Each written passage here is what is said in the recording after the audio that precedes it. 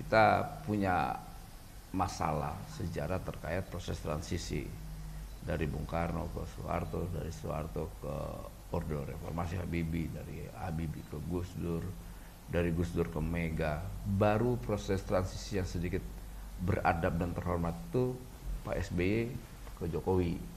Itu sejarah yang jual. Nah, ke depan ini tradisi itu mungkin akan dilanjutkan juga oleh Pak Jokowi ke Pak Prabowo. Apalagi kita lihat pemerintahan Prabowo Gibran ke depan itu kan pemerintahan yang berkelanjutan. Nah, tapi ini jangan juga persoalan berkelanjutan juga. Nanti ketika dua orang ini tidak ada, malah jadi jenggut-jenggutan, bukan berkelanjutan. Nah, itu kita tidak pernah. Semoga tradisi ini terus ada ya, proses transisi, karena kita sudah muak dengan warisan-warisan konflik, apalagi terkait ideologi dan sebagainya, yang akhirnya bangsa ini terjebak dengan persoalan-persoalan lama aja, gitu loh. Kita sudah letih dengan warisan yang sebetulnya harus kita tolak. Tadi Fahri Hamzah sudah menyampaikan hal itulah. Sudah cukup, ini kan kita sudah lagi membangun sistem yang sudah kita sepakati soal presidensial. Artinya kekuasaan tunggal itu hanya ada di eksekutif, yaitu presiden. Jangan sampai ada kekuasaan lagi gitu yang liar. Itu yang menjadi kekhawatiran kita bersama. Karena kita tidak mau sistem yang sudah kita sepakati ini hanya menghasilkan boneka yang akhirnya kalau bonekanya lucu nggak apa-apa. Kalau bonekanya kayak boneka monster atau dalam film itu ada yang namanya Chucky, menakutkan. Akhirnya kita tidak mau. Ya ini semoga aja tanggal 20 ini kan sudah ada agenda politik yang tidak terlalu lama lagi. Kalau kita menghitung dari tanggal 25 menuju tanggal 20 Oktober, kurang lebih 25 hari lagi ada proses pergantian kekuasaan. Nah, ya saya melihatnya ada semacam tradisi yang bagus lah buat bangsa ini ke depan, bahwa proses transisi ini cukup kondusif dan baik, dan itu ya kita kawal sama-sama. Biar gimana pun kan kita sepakat bahwa pilihan terbaik dari sebuah sistem yang ada hari ini, ada komunis dan sebagainya, ya demokrasi yang terbaik dari yang terburuk. Jadi ya kita harus terima, dan kita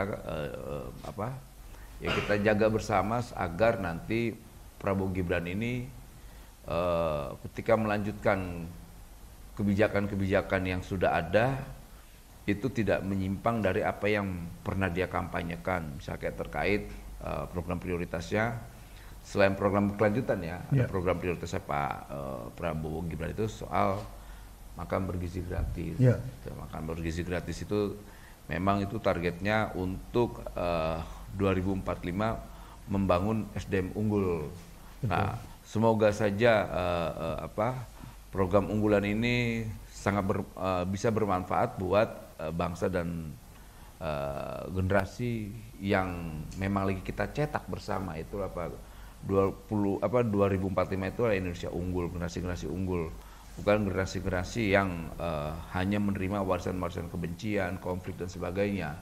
Nah, semoga tugas sejarah ini ya harus terputus lah tuh, tidak ada lagi tuh politik basis hater, kebencian, politik berbasis dendam, cebong kampret. Makanya saya sedikit bangga ada hal yang bagus yang terlihat ya dalam konteks politik yang dilakukan Jokowi adalah terkait politik ya, khusus politik hari ini. Misalnya kayak dulu orang yang namanya Anies itu alergi tuh sebut nama Anies tuh. Sekarang PDIP berani tuh nyebut nama Anies. Bahkan Anies diundang. Padahal kita paham ya, yang meradikal-radikalkan Anies kan tuh ya mereka. Sama kelompok yang pendukung Anies, yang mengkapir-kapirkan ya PDI dan merah itu ya mereka nih sama. Nah, dengan adanya Jokowi itu terkonsolidasi mereka, tidak saling mengharamkan lagi. Hebat juga kan Jokowi kan. Ada psikologi politik yang lebih sehat gitu. Ya. Artinya sejelek apapun Jokowi bisa mengkonsolidasikan dua kutub yang nggak bisa ketemu. Gitu. Itu. Jadi saya rasa ke depan ini semoga ya kita sebagai anak bangsa bisa lebih melihat mana substansi, mana hal yang bukan substantif. Karena kita capek berkelahi politik yang sebetulnya basisnya itu bukan substantif lagi. Misalnya kayak hari ini ada kebijakan pemerintah terkait ekspor pasir. Itu gila itu. Itu gila sekali, itu bentuk pengkhianatan, bentuk kejahatan, pengkhianatan terhadap republik, pengkhianatan terhadap konstitusi. Dan ini harus kita tolak sama-sama. Mana yang lebih bahaya? Kaisang naik private jet, lantas istrinya Kaisang yang bau ketek, atau Gibran yang fufu fafa, dibanding dengan ekspor pasir. Gitu. Saya rasa ini pertanyaan penting bisa. Prof ini dulu kan bekas Pak Menteri, dia paham sekali. Jadi paham konstitusi dan mungkin nanti Prof bisa menjawab soal terkait ekspor pasir hari ini. Dan itu mengusik pikiran saya sampai detik ini. Bahkan saya dibenci hari ini lagi. Noel itu kan Pak Jokowi. Apa urusan dengan Pak Jokowi? Saya pendukung Jokowi. Tapi ini kebijakan menurut saya yang jahat sekali. Gitu loh. Kok mentang-mentang saya pendukung Jokowi kemudian nggak boleh ngeritik ya? Nggak boleh mengkritik. Dan dari dulu kan saya kerjanya memang mengkritik, saya bilang. Kenapa saya mendukung Jokowi? Karena Jokowi tidak membatasi daya kritik saya tidak diberangus. Kenapa saya mendukung itu? Nah hari ini kan banyak katanya, jangan ini katanya. Ini kan kepentingan. Aduh, tetap saya bilang ya namanya mengeruk mengeruk ya. Alasannya kan tuh sedimen atau apa sedimen. Tapi saya itu pasir, unsur pasirnya tetap ada gitu loh. Kalau mau ya ambil aja, kita buang sampah Indonesia itu ke Singapura. Nah itu mungkin lebih bagus menurut saya. Itu pun masih kita pertimbangkan. Ada sampah se-republik udah kita buang aja ke sana. Dia mau perluas daratan dengan sampah terserah. Tapi jangan ambil alam kita, jangan keruk alam kita. Gitu loh. Apalagi untuk memperluas sebuah wilayah negara. Kan itu sebuah ancaman. Itu pun saya dibenci. Dulu sama halnya saya dibenci waktu saya bela Munarman. Dibenci saya semua orang. Loh itu Munarman musuh kita loh. Saya nggak pernah bermusuhan dengan Munarman. Gitu loh. Dia punya hak politik dalam proses demokrasi untuk berbeda secara pandangan. Kenapa mereka harus ditangkap, saya bilang. Gitu loh. Soal Munarman saya bilang, pilihan politik saya jauh beda. Dia FPI, dia Islam, saya Kristen, saya pendukung Jokowi, dia pendukung Prabowo, dia pendukung Anies, saya pendukung Ahok, jauh nggak ada ketemu-ketemunya saya bilang.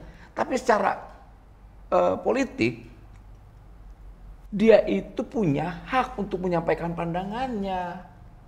Gitu. Kenapa harus ditahan? Ditahannya keji lagi. Dua-duanya dirantai ya, pakai borgol di kaki dan tangan. Ya ampun sebegitunya, itu aktivis loh itu.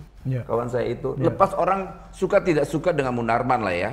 Tapi itu harus saya sampaikan berkali-kali bahwa itu tidak pantas. Ya dampaknya memang saat itu saya dipecat dari Komisaris Utama BUMN ya. Ya lumayan saya dapat fasilitas yang cukup lumayan, ya, puluhan juta saya gaji. Tapi kan bukan di situ. Setelah dampak dari situ saya dihabisin secara politik lah ya. Dihabisin saya secara politik. Kemudian habisi juga secara perdata, dicabut hak kerja saya, dipecat itu kan, itu hak perdata saya. Sebab itu juga nggak boleh, tapi saya pikir saya nggak cengeng, saya nggak peduli mau hak politik saya dihabisin, hak perdata saya dihabisin, tapi saya tetap loyal terhadap pilihan-pilihan demokrasi yang menjadi pilihan politik saya. Gitu. Dulu saya bilang saya pernah tidak punya duit melawan kekuasaan Orde Baru, nggak punya duit, nggak punya segala-galanya, kita lawan Orde Baru. Masa sekarang saya punya duit waktu itu digaji? Saya diem sih dengan hal yang tidak baik. Gitu. Jadi ya semoga nanti ke depan pemerintahan Prabowo Gibran tidak menjadi pemerintahan yang selama ini ditakutkan warga ya, ditakutkan kelompok civil society, ditakutkan oleh ya kita semua, karena kan tetap orang masih menggambarkan traumatik terhadap Orde Baru. Nah, semoga pemerintahan Pak Prabowo ya, Pak Prabowo bisa coba itu kan menjadi utang sejarah dia bayar tuh ke rakyat. Dia bayar ke bangsa ini. Agar Baik. apa? Narasi-narasi atau orkestrasi yang dimainkan yang hari ini juga sebetulnya pura-pura mendukung Prabowo. Gitu loh, pura-pura mendukung Prabowo. Dan hati-hati. Karena apa yang disampaikan Pak Menteri Luhut Binsar Panjaitan itu bisa benar adanya soal toksik Oh, iya. Prabowo. Oke. Gitu. Oke, baik. Terima kasih, Mas. Sampai situ dulu, Bang.